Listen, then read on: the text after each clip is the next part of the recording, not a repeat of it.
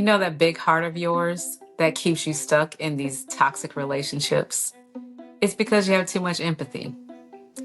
You ready for some real talk with Dr. D? Let's talk about it.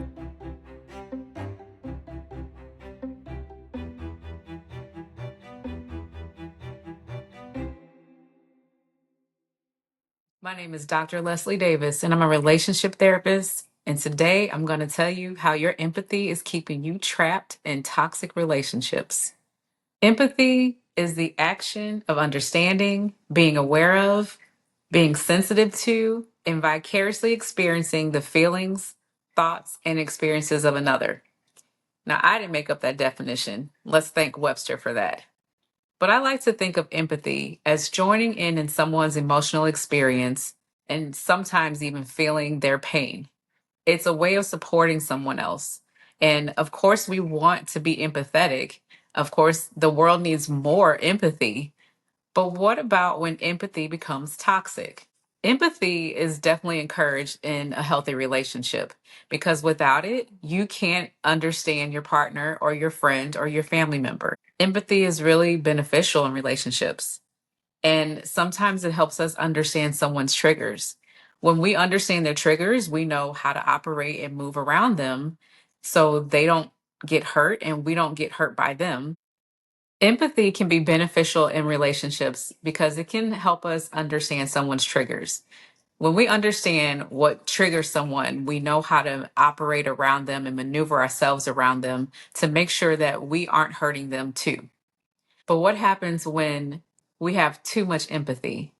Well, empathy can keep us stuck in toxic relationships and in toxic cycles within the relationship. And what does that look like?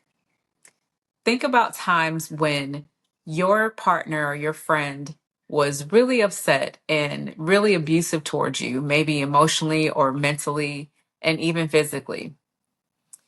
And you decided that you wanted to understand why that person was hurting you so much.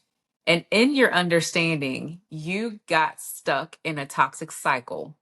You were able to give them what they needed, which was emotional support, where the cycle ends with you being hurt. That doesn't sound like that feels good. When we continue to operate in these toxic cycles of showing empathy and not receiving the same, we can get stuck in what's called codependency. Toxic empathy will creep in when we get trapped in what's called a trauma bond. Now, people think trauma bonding is when you get stuck in a cycle of hurting each other. That's not a trauma bond. Trauma bonds develop when one person who becomes abusive in the relationship continues to abuse the person, and that person who endures the trauma and endures the toxicity gets this craving connection of wanting to help the person and heal them. And that's where codependency happens. Codependency is toxic, and empathy in relationships can develop into codependency. When there's toxic empathy, we can develop a pattern of this toxic need to join in someone's pain. We tend to take on their pain as our own because we try to understand it. So in our attempts to understand someone else's pain, we go deep down within ourselves of what does it feel like to act this way? What does it feel like to think this way? And as we dig deeper into the other person's pain and behavior, we stay stuck in the relationship. We stay stuck in this toxic cycle. So how do we get out of it? Well, let me tell you, girl, you need some boundaries. I know that's a hot topic.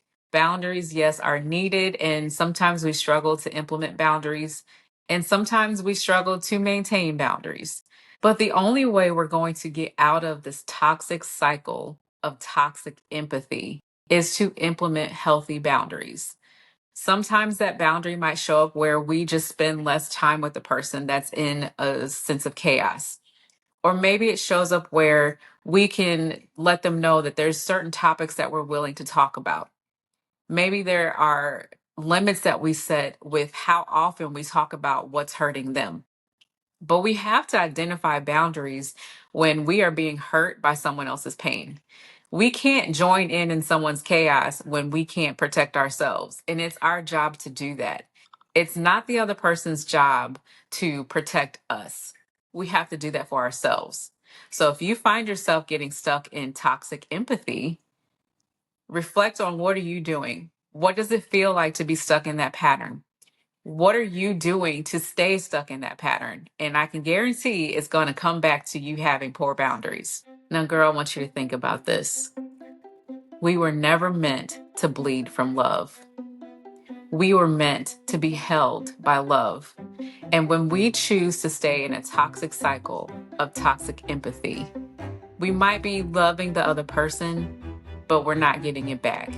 And so I want you to consider, is this a pattern you want to stay stuck in? And I can guarantee you, it's time to get out. Now that's some real talk with Dr. D.